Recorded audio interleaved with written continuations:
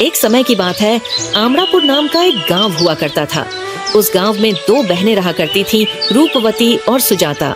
सुजाता के कम पढ़े लिखे होने के कारण सुजाता का विवाह एक गरीब परिवार में हुआ।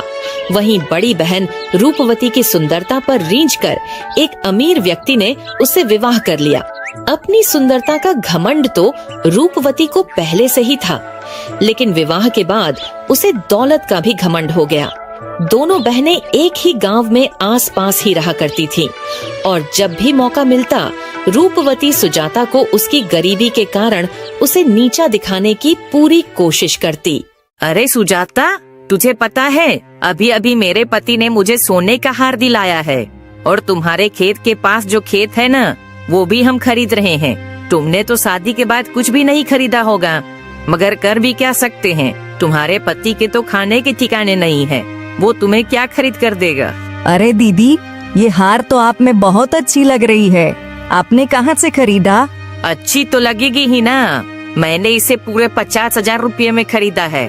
इतना तो तुम कभी सोच भी नहीं सकती हो। सुजाता को बुरा तो लगता, किंतु वह मन मसोस कर रह जाती। सुजाता के दिन बड़ी तंगहाली में गुजर रहे थे। वह 2 वक्त की रोटी भी बहुत मुश्किल से जुटा पाती थी।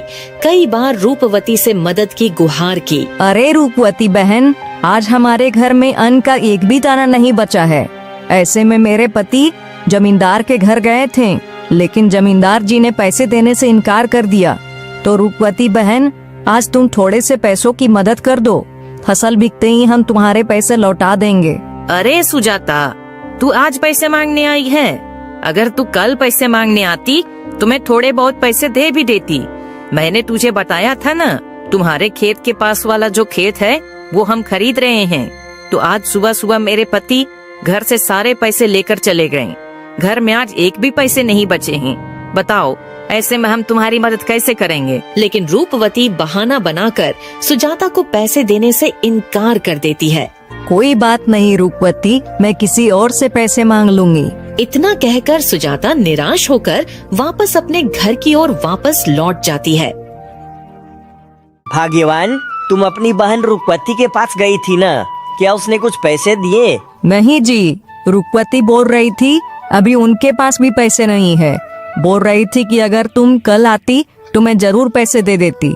अरे भाग्यवान, मैं भी सेठ जी के पास गया था, उन्होंने भी मुझे मना कर दिया। बोल रहे थे अभी महीना खत्म होने में समय है, महीना खत्म होते ही तुम आ जाना, मैं तुम्हारे पूरे पैसे दे दूंगा। लेकिन जी, तब तक हम घर का खर्च कैसे चलाएंगे?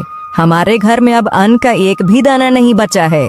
अगर हमने कुछ नहीं किया तो हम भूखे मर जाएंगे। अरे भाग्यवान, क्यों ना तुम अपने बड़े भैया के पास मदद के लिए जाओ, मुझे लगता है वो हमारी मदद जरूर करेंगे। ठीक है जी, मैं एक बार अपने भैया के घर भी जाकर देखती हूँ, शायद वो हमारी मदद कर दे। यह कहकर सुजाता अपने बड़े भाई के घर की ओर मदद मांगने के लिए निकल पड़ती है।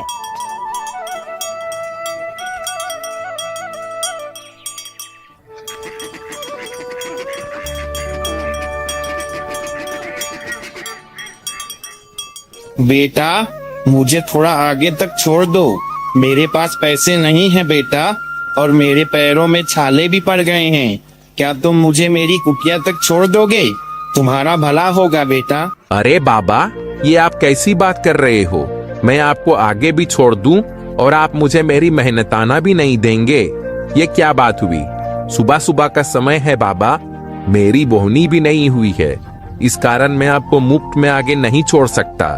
पैसे हो तो चलो, नहीं तो रहने दो। ठीक है बेटा, कोई बात नहीं, मैं पैदल ही चला जाऊंगा। अरे काका, रुको रुको, बैलगाड़ी को आगे मत बढ़ाना। बाबा, आप बैलगाड़ी में चढ़ जाओ। काका, आप इन बाबा को बैठने दो, इनका किराया भी मैं आपको दे दूंगी। अरे बहन जी, आप इनका पैसा क्यों दोगी?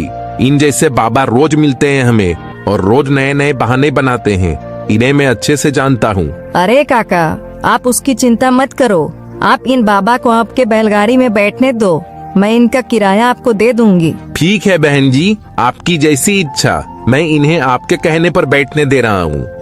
धन्यवाद बेटी, तुमने मेरी मदद की। ये तो मेरा धर्म है बाबा, आप उसकी चिंता मत कीजिए। लेकिन बेटी, आखिरकार तुम कहाँ जा रही हो? बाबा, मैं हरिपुर अपने भाई के यहाँ मिलने जा रही हूँ। अरे बेटी, मैं भी तो वहीं जा रहा हूँ। लेकिन बेटी, तुम काफी उदास लग रही हो, क्या बात है? मुझे भी बताओ। सुजाता सारी बात बाबा जी को बता देती है। बेटी, तुम चिंता मत करो। जिस तरह तुमने मेरी मदद की, वैसे ही ऊपर वाला तुम्हारी भी मदद करेगा। ठीक है ना बेटी? अब तो उदास मत हो। दोनों आपस में बातें करते करते अपने हरिपुर गांव पहुंच जाते हैं। बेटी, तुम्हारा बहुत बहुत धन्यवाद। तुमने मेरी मदद की। ठीक है, अब मैं चलता हूँ। ठीक है बाबा, मैं भी चलती हूँ। अरे भाभी, भैया कहाँ पर है? मुझे उनसे बहुत जरूरी काम है। क्या क्या काम है? मुझसे कहो। अरे भाभी, मैं क्या बताऊं? अभी हमारे घर के हालात बहुत खराब है। हमारे पास 2 वक्त के लिए भी खाने के लिए पैसे नहीं है। तो इसमें हम क्या कर सकते हैं सुजाता? हमारे पास कोई पैसे का पेड़ तो है नहीं जिससे हम पैसे तोड़ तोड़ कर तुम्हें हम दे दे। हमारे पास अभी बिल्कुल भी पैसे नहीं है। ठीक है, पैसे वैसे मांगने के अलावा कोई दूसरा काम हो तो बताओ, वरना यहाँ से चली जाओ। भाभी ने उसे घर से भगा दिया। दुखी होकर सुजाता अपने गांव वापस लौट जाती है। अरे सुजाता, आज तुम अपने बड़े भैया के घर गई थी। क्या तुम्हारे भैया ने तुम्हारी कुछ मदद की? मैं वहाँ गई थी जी, लेकिन भैया तो घर पर नहीं थे और भाभी ने मुझे घर से भगा दिया। अब तो भाग्यवान, हमारे पास खाने के लिए भी कुछ भी नहीं बचा है। अब हम क्या खाएंगे? ऐसे तो हम भूखे मर जाएंगे। ऐसे ही शाम का समय हो जाता है। अन्न का एक भी दाना न होने के कारण दोनों उदास बैठे हुए रहते हैं। बाहर बहुत ठंडी ठंडी हवा चल रही होती है। तभी दोनों को बाहर से एक आवाज सुनाई देती है। बेटी, अरे ओ बेटी, दरवाजा खोलो, मेरी मदद करो बेटी। अरे अरे, ये किसकी आवाज है?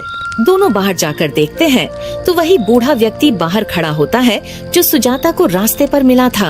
अरे बाबा, आप इतनी रात को यहाँ? अरे बेटी, मैं कुछ काम से पड़ोस के गांव गया था। आते आते शाम हो गई और बाहर बहुत ठंड भी है। क्या तुम आज मुझे अपने घर में रहने का जगह दोगी? बेटी, मैं कल सुबह होते ही घर निकल जाऊंगा। अरे बाबा, ये आप कैसी बात कर रहे हो? आप हमारे मेहमान हैं। आप इस घर को अपना ही घर समझिए। चलिए चलिए, अंदर आइए। बाहर बहुत ही ज्यादा ठंडी हवा चल रही है। धन्यवाद बेटी, तुमने मेरी फिर से मदद की। मैं तुम्हारा जीवन भर आभारी रहूंगा। हमें माफ करिए बाबा जी, हमारे पास आपको खिलाने के लिए कुछ भी नहीं है। कोई बात नहीं बेटा, तुमने मुझे रहने का आश्रय दिया, वही मेरे लिए बहुत बड़ी बात है। रात बहुत गहरी हो जाती है। फिर तीनों सो जाते हैं और सुबह सुबह जब रवि उठकर देखता है तो उसे बाबा जी कहीं नजर नहीं आ रहे होते हैं। अरे सुजाता, अरे ओ सुजाता। आ रही हूँ। अरे सुजाता, बाबा जी कहाँ गए? तुमने देखा? जी, मैं उन्हीं को तो ढूंढ रही हूँ तभी से। शायद वो अपने घर चले गए। तभी उन दोनों की नजर बाबा की पोटली पर जाती है जो उन्होंने अपने साथ लाया था। अरे भाग्यवान, ये तो बाबा जी की पोटली है ना?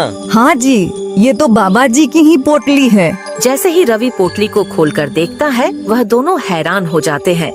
उसके अंदर ढेर सारे सोने के सिक्के पड़े होते हैं और साथ ही साथ उसके अंदर एक चिट्ठी भी पड़ी होती है। बेटा, ये तुम्हारे अच्छे कर्मों का फल है। इसे तुम अपने कर्मों का फल समझकर रख लो। अरे बाप रे बाप, इतने सारे सोने के मोहरे! अरे बाप रे बाप, मुझे तो अपनी आंखों पर विश्वास ही नहीं हो रहा है। लगता है ऊपर वाले ने हमारी सुन ली। अरे हाँ जी, आप सच बोल रहे हैं। वो मुझे भी विश्वास नहीं हो रहा है। सुजाता और उसके पति का खुशी के मारे कोई ठिकाना नहीं था। तो आप लोगों ने देखा दोस्तों, जो दूसरे की मदद करता है उसका अंत में हमेशा ही भला होता है। धन्यवाद।